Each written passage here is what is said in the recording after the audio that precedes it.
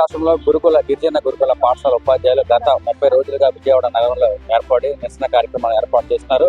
అదేవిధంగా out sourcing నుంచి contract బేస్లోకి ప్రభుత్వం తీసుకోవాలని వినత పడుతున్నారు. అదేవిధంగా అంబేద్కర్ విగ్రహానికి వినత పత్రాలు, అదేవిధంగా మోకాళ్ళతో నిరసన కార్యక్రమాలు చేసిన సందర్భాలు అయితే విజయవాడ నగరం ఏర్పడింది. ఈ నేపథ్యంలో రాష్ట్ర వ్యాప్తంగా ఉన్న గిరిజన గురుకుల పాఠశాల ఉపాధ్యాయులు అయితే ఈ రోజు విజయవాడ నగరంలో పెద్ద ఎత్తున నిరసన కార్యక్రమాలు చేపట్టారు.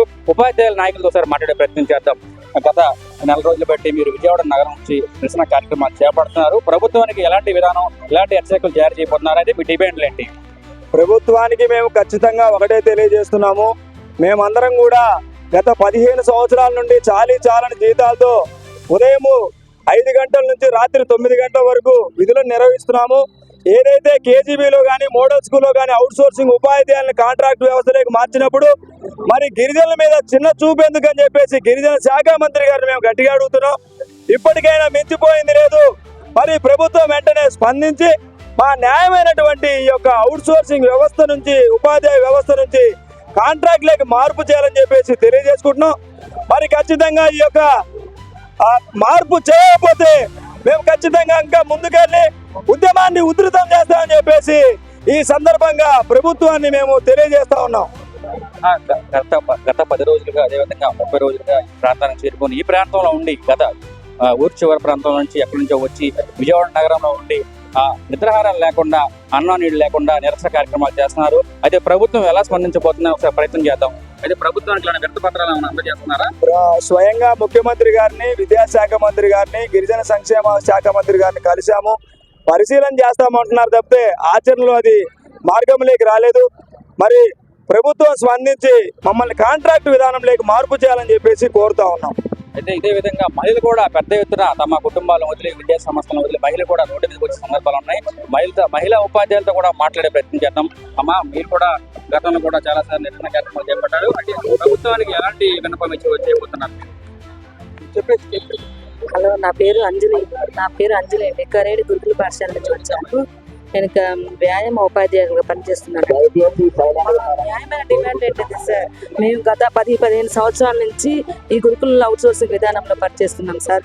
ఈ అవుట్ సోర్సింగ్ వ్యవస్థని మమ్మల్ని రద్దు చేసి సిఎట్లుగా చేసి మాకు ఉద్యోగ భద్రత కల్పించండి సార్. 2022 PRC ప్రకారం మమ్మల్ని కాంట్రాక్ట్ చేయండి.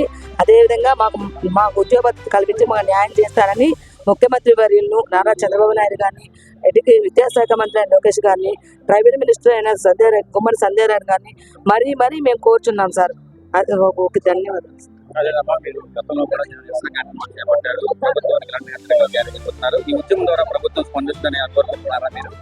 స్పందించాలి అనుకుంటున్నాను సార్. స్పందించకపోతే ఎలా? ఇప్పటికీ మేము ఇంచుమించుగా నెల నుంచి ఇక్కడ ధర్నాలు ఉన్నాము.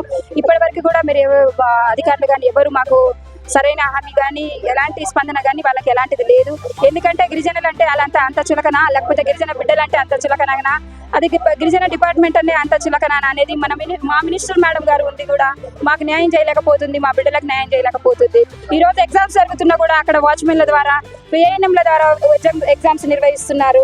మరి ఇక్కడ పిల్లలు ఏఎన్ఎం ద్వారా కానీ, వాచ్మెన్ల ద్వారా కానీ ఎగ్జామ్ రాసి వాళ్ళని కరెక్షన్ చేసి వాళ్ళకి పాస్ చేయించగలుగుతారా? మరి మన గిరిజన మంత్రి మేడం గారికి నేను ఒకటే అడుగుతున్నాను, అమ్మా, ఇప్పుడు మేము మిమ్మల్ని కాకుండా ఇంకెవరిని అడగాలి? మా సమస్య గురించి మీరు తప్ప ఇంకెవరు వింటారు? ఇన్ని రోజుల నుంచి మీ చుట్టూ తిరుగుతున్నా కూడా మమ్మల్ని చూసి చూడకపోవడము మీకు అది కరెక్టేనా? గత 5 నెలల క్రితం మేము ధర్నా చౌక్ వచ్చినప్పుడు మీరు ఒక హామీ ఇచ్చారు, 10 రోజులలో మీ సమస్య పరిష్కరిస్తారని చెప్పారు. ఇప్పుడు 5 నెలలైనా 6 నెలలైనా కనీసం మమ్మల్ని మేము మీ దగ్గరకు వచ్చినప్పుడు మీరు ఏం చేసుకుంటారో చేసుకోండి, మీరు ఎన్ని రోజులు సమ్మె చేసుకుంటారో చేసుకోండి అని అన్నారు. మేము సిఆర్టీ ఎంతవరకు కూడా ధర్నాలు చేస్తూనే ఉంటాము. మేమైతే మా న్యాయమైన పోరాటం కోసమే బయటకు వచ్చాము. మా న్యాయమైన హక్కును సాధించుకొని మేము వెళ్తామని తెలియజేస్తున్నాం. అంటే విజయవాడ నగర వ్యాప్తంగా గిరిజన గురుకుల పాఠశాలకు సంబంధించిన ఎవరైతే ఉన్నారో రాష్ట్ర వ్యాప్తంగా ఈరోజు విజయవాడ ప్రాంతం ధర్నా చౌక్ వచ్చి నిరసన కార్యక్రమాన్ని ఏర్పాటు చేశారు. 2022 PRC ప్రకారం జీతం అమలు చేయాలనే విధంగా. అయితే అవుట్ సోర్సింగ్ నుంచి కాంట్రాక్ట్ బేసిక్ పద్ధతిలోకి గిరిజన ఉపాధ్యాయులు తీసుకోవాలని డిమాండ్ చేస్తున్నారు. ఈ నేపథ్యంలో ఈరోజు సిపిఐ రామకృష్ణ కూడా ఈ ప్రాంతానికి చేరుకొని ముఖ్యమంత్రి చంద్రబాబుకి లెటర్ కూడా విన్నవించుకుంటానని ఇప్పుడు ఉపాధ్యాయులు కూడా డిమాండ్ తెలియజేశారు. GTV news, AP.